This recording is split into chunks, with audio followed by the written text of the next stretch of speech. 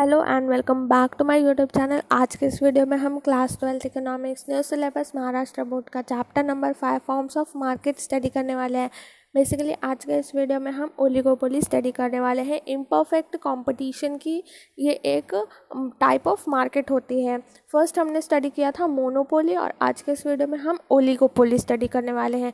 तो मोनोपोली और price determination under perfect competition की वीडियो मैंने अपलोड कर दी है, लिंक डिस्क्रिप्शन में मिल जाएगा, आप देख सकते हैं। लाइक कर दीजिए वीडियो को और सब्सक्राइब कर लीजिए चैनल को और बेल नोटिफिकेशन को ऑल पर सेलेक्ट कर लीजिए ताकि जब भी मैं लाइव टेस्ट लेती हूँ तो आप भी ज्वाइन कर सकते हैं। तो चलिए शुरू करते हैं आज का ये वीडियो। आज के इस वीडियो में हम बेसिकली सिर्फ और सिर्फ ओलिगोपोली की बारे में हम जानने वाले हैं। ओलिगोपोली स्टडी करेंगे एंड आफ्टर दैट उसके बारे में हम फीचर स्टडी करने वाले हैं।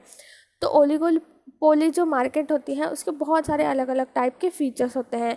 हमने मोनोपोली के बारे में भी स्टडी किया था, उसमें भी बहुत सारे अलग अलग फीचर्स थे। तो अगर हमें ओलिगोपोली को समझना है तो उसके फीचर्स जानने बहुत ज़्यादा ज़रूरी है। यहाँ पे फर्स्ट इंट्रोडक्शन दिया है ओलिगोपोली का, वो हम सबसे पहले स्टार्ट करते हैं। इसमें बताया है ये जो टर्म ओलिगोपोली है, ठीक है, ये टर्म है एक ओलिगोपोली, ये डिराइव्ड किया गया है ग्रीक वर्ड से। ये ग्रीक वर्ड से डिराइव किया गया है ओलिगो। ओलिगो का मतलब होता है फ्यू, ठीक है, ओलिगो का मतलब होता है few and poly which means seller. Poly का मतलब क्या होता है? सेलर्स। तो यहाँ पर ओलिगोपोली का मतलब क्या होता है? फ्यू सेलर्स, ठीक है, यहाँ पर फ्यू सेलर्स होंगे, फ्यू सेलर्स, ठीक है, कुछ थोड़े से ही सेलर्स होंगे। लेकिन हमने मोनोपोली में क्या पढ़ा था? Single seller. लेकिन ओलिगोपोली में हम क्या पढ़ने वाले हैं? यहाँ पर सिर्फ और सिर्फ फ्यू सेलर्स की बात होने वाली है। It is that market where there are a few firms sellers in the market producing either a homogeneous product और a differentiated product on or a differentiated product, for example mobile services provider, cement companies etc. मतलब basically यहाँ पर बताया है कि ये एक type of market है जहाँ पर क्या होता है, जो फ्यू सेलर्स होते हैं वो क्या सेल करते हैं?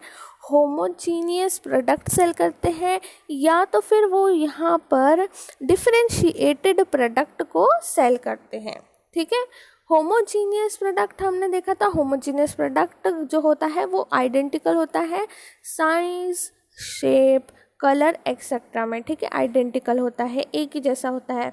और या फिर थोड़े से डिफरेंशिएटेड प्रोडक्ट होते हैं। फॉर एग्जांपल के लिए हम जो डिटर्जेंट पाउडर होते हैं उनका एग्जांपल ले लीजिए, ठीक है।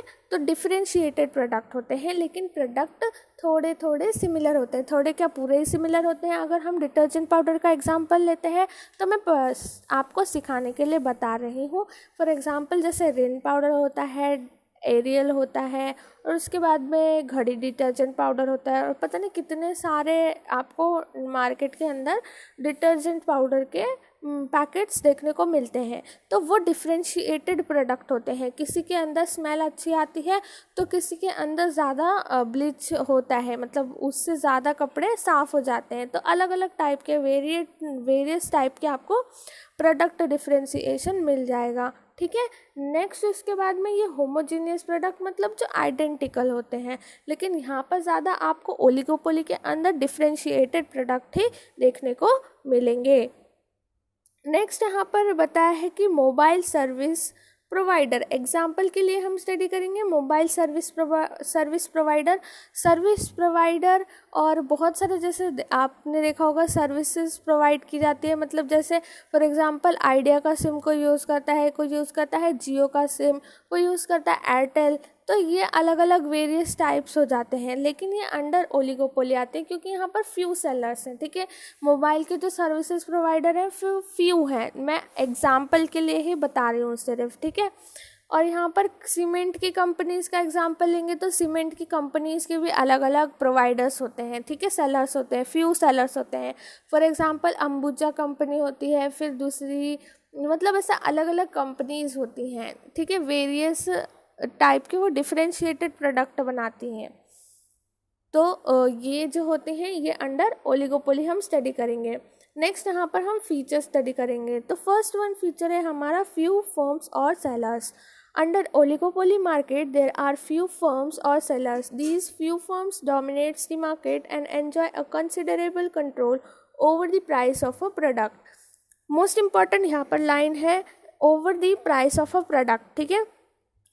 हमने पढ़ा था मोनोपोली के अंदर जो सिंगल सेलर होता है वो ही बेसिकली जो क्या करता है, कंट्रोल करता है, और उसका पूरा का पूरा कंट्रोल होता है over the market supply and over the price determination. लेकिन यहाँ पर क्या होता है, यहाँ पर जो फ्यू सेलर्स होते हैं वो सारे के सारे एक साथ ही क्या करते हैं, एंजॉय करते हैं और डोमिनेट करते हैं over the market and enjoy करते हैं कंसिडरेबल कंट्रोल और डिटरमाइन खुद ही करते हैं प्राइस ऑफ द प्रोडक्ट, ठीक है। यहाँ पे फ्यू जो सेलर्स होते हैं वो ही डिटरमाइन करते हैं प्राइस ऑफ द प्रोडक्ट, ये याद रखना है सबको, ठीक है।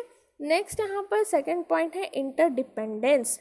The seller has to be cautious with respect to any action taken by the competing firms since there are few sellers in the market. If any firms or industry makes the change in the price, all other firms in the industry also try to follow the same to remain in the competition. Interdependence for example के लिए यहाँ पर हम लेंगे एक जो product होता है वो हम लेंगे सोप। तो सोप का एग्जांपल लेंगे यहाँ पर, जैसे रेन का होता है, एरियल का होता है, और जो भी अदर प्रोडक्ट ले लो तो वो क्या करते हैं, अगर फॉर एग्जांपल रेन की जो कंपनी है उन्होंने क्या किया 10% एक्स्ट्रा, तो एरियल वाला भी क्या करता है 10% एक्स्ट्रा। मतलब इनके जो प्राइस होते हैं वो एक दूसरे के ऊपर डिपेंड करते हैं कि अगर मैंने अपने प्रोडक्ट की कीमत को थोड़ा सा भी मतलब इंक्रीज़ या डिक्रीज़ कर दिया तो अदर भी जो कंपनीज होंगी, जो अदर सेलर्स होंगे, वो भी क्या करते हैं मेरे जैसे ही सेम टू सेम अपने प्रोडक्ट का प्राइस इंक्रीज डिक्रीज करते हैं। तो यहाँ पर इंटरडिपेंडेंस में वो अपने जो फर्म्स हैं अगर वो अपना जो प्रोडक्ट है उसका चेंज करते हैं प्राइस, तो ऑल अदर फर्म्स जो दूसरे फर्म्स और इंडस्ट्री है वो भी उनको फॉलो करते हैं, follow the same to remain in the competition, क्योंकि उनको कॉम्पिटिशन के अंदर रहना है। ओलिगोपोली का नेक्स्ट एग्जांपल यहाँ पर हम ले सकते हैं जो हमारे ई कॉमर्स की वेबसाइट्स होती है। मतलब ई कॉमर्स में जब हम बहुत सारी अलग अलग शॉपिंग की वेबसाइट्स होती हैं, ठीक है। तो अगर फॉर एग्जांपल अमेज़ॉन ने सेल के डेट्स दी है 24 to 30, तो उनमें जो प्रोडक्ट के प्राइसेस वो रखते हैं डिक्रीज़ करके, जैसे 50% ऑफ या फिर 30% ऑफ, तो फ्लिपकार्ट और अदर वेबसाइट्स भी उनको फॉलो करती हैं क्योंकि उन्हें भी कंपटीशन में रहना है। तो कंपटीशन में रहने के लिए क्या करना पड़ेगा, हमें इंटरडिपेंडेंस का कॉन्सेप्ट जो है ओलिगोपोली को, उसको यहाँ पर जो है फॉलो करना पड़ेगा कि यहाँ पर अगर एक फर्म ने अपने जो सेल की है लॉन्च की है, अगर सेल लॉन्च की है तो अदर जो वेबसाइट्स हैं, शॉपिंग वेबसाइट्स हैं, उन्हें भी जो है अपने प्रोडक्ट की प्राइसेस को डिक्रीज़ करना पड़ेगा to remain in the competition. Next यहाँ पर स्टडी करेंगे advertising. Advertising is a powerful instrument in the hands of oligopolist. A firm under Oligopoly can start an aggressive and attractive advertising campaign with the intention of capturing a large part of market. Advertising भी देखिए, advertising जो होती है वो oligopoly के अंदर बहुत ही ज़्यादा इम्पॉर्टेंट रोल प्ले करती है, क्योंकि मैंने आपको यहाँ पे बताया है कि फ्यू सेलर्स होते हैं। फॉर एग्जांपल अगर यहाँ पर 6 सेलर्स हैं तो वो क्या करते हैं, अपने प्रोडक्ट को एडवर्टाइज़ करते हैं कि ज़्यादा से ज़्यादा मेरा प्रोडक्ट ही मार्केट में जो है बिकना चाहिए और सेल होना चाहिए, ठीक है। तो वो क्या करते हैं, वो ज़्यादा से ज़्यादा एडवर्टाइजमेंट अपने प्रोडक्ट की करते हैं। फॉर एग्ज़ाम्पल अगर आप यूट्यूब पे होम पेज पे देखते हैं तो फर्स्ट आपको ऐड दिखती है, ठीक है, कोई भी ऐड दिखती है तो वो एडवर्टाइजमेंट इसलिए होती है क्योंकि ज़्यादा से ज़्यादा उस कंपनी को अपने प्रोडक्ट को सेल करना है। अगर आप ऐड देखते हैं तो आप अपने घर पे मम्मी को भी बोलते होंगे या डैडी को भी बोलते होंगे कि मम्मी मुझे ये प्रोडक्ट चाहिए क्योंकि मैंने इसको ऐड में देखा था, ठीक है। या फिर अगर आप फॉर एग्जांपल लोकल ट्रेन से ट्रैवल कर रहे हैं तो आपको बाहर बड़ी बड़ी होर्डिंग्स भी दिख जाती हैं, तो वहाँ पे भी एडवर्टाइजमेंट इसलिए करते हैं सेलर्स, क्योंकि आप जब आते जाते हैं तभी भी आपको वो एडवर्टाइजमेंट दिखती है।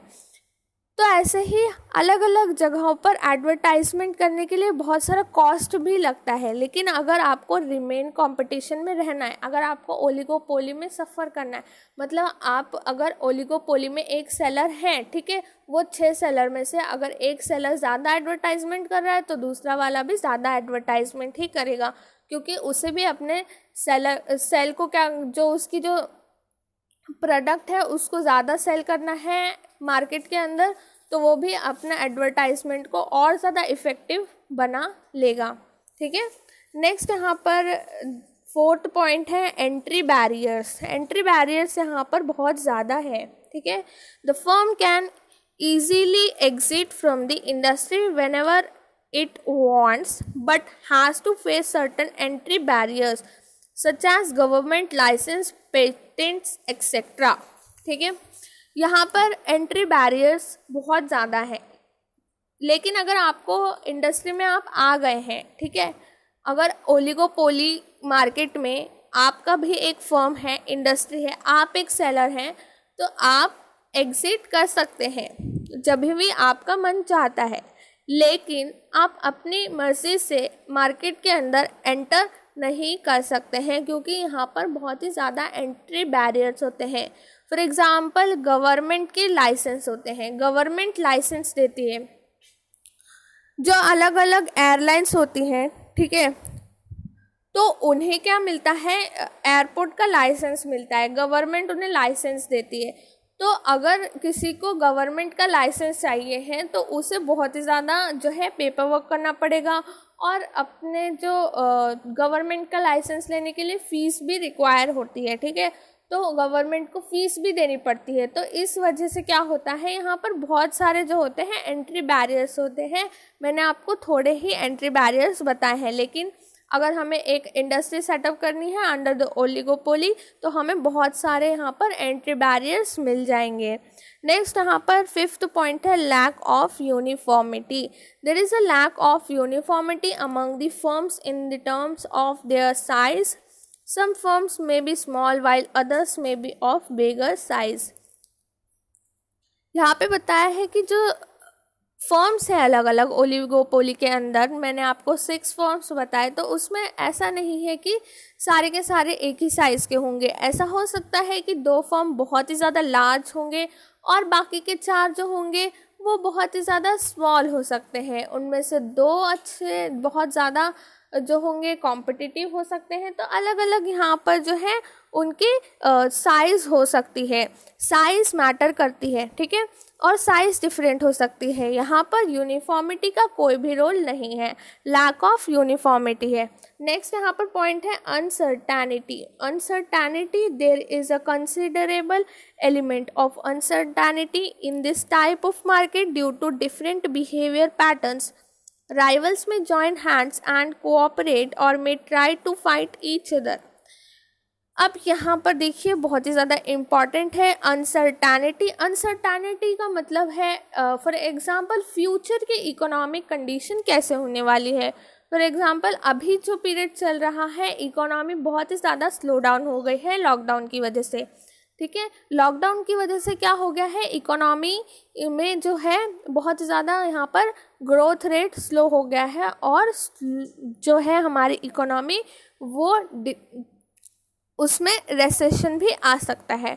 और ये जो रेसेशन का पीरियड होता है मतलब ये जो फ्यूचर के जो एक्सपेक्टेशन करते हैं, अनसर्टेनिटी, हम बता नहीं सकते हैं कि नेक्स्ट मतलब अनसर्टेनिटी कुछ भी हो सकता है, इकोनॉमिक फ्लक्चुएशंस आ सकती हैं, रेसेशन भी आ सकता है, डिप्रेशन भी आ सकता है, एग्जाम्पल के लिए बता रही हूँ। तो जो अनसर्टेनिटी होती है उसको भी बहुत ज़्यादा यहाँ पर मेजर रोल बताया गया है।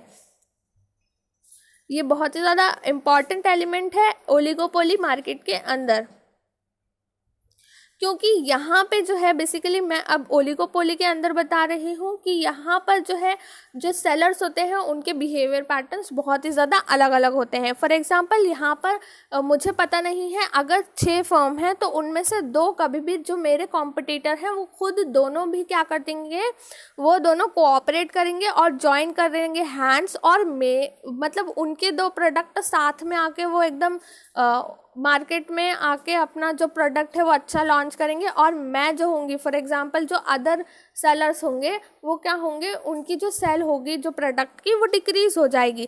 तो ऐसा कुछ भी हो सकता है ओलिगोपोली मार्केट के अंदर, मतलब 2 राइवल्स हैंड्स को ज्वाइन कर सकते हैं कभी भी। फॉर एग्जांपल जो वोडाफोन और आइडिया है वो एक साथ है, और जो एयरसेल पहले कंपनी चलती थी उसको एयरटेल ने ख़रीद लिया था। तो मतलब ये जो राइवल्स हैं ये खुद ही मिक्स हो जाते हैं और ज्वाइन कर लेते हैं हैंड्स। तो मैंने सिर्फ और सिर्फ समझाने के लिए बता दिया है, ठीक है। ये जो मैंने अभी बताया कि वोडाफोन और आइडिया का कॉम्बिनेशन है। तो यहाँ पर हमारे ओलिगोपोली के फीचर्स फिनिश हो जाते हैं। नेक्स्ट वीडियो के अंदर हम मिलते हैं और मैं आपको बताने वाली हूँ मोनोपोलिस्टिक कंपटीशन के बारे में। मोनोपोलिस्टिक कंपटीशन और उसके भी बहुत सारे अलग अलग फीचर्स हैं। और फुल सॉल्व एक्सरसाइज की वीडियो तो मैंने पहले ही अपलोड कर दिया है, जिसने नहीं देखी है लिंक डिस्क्रिप्शन में मिल जाएगा, आप देख सकते हैं। So thank you for watching this video.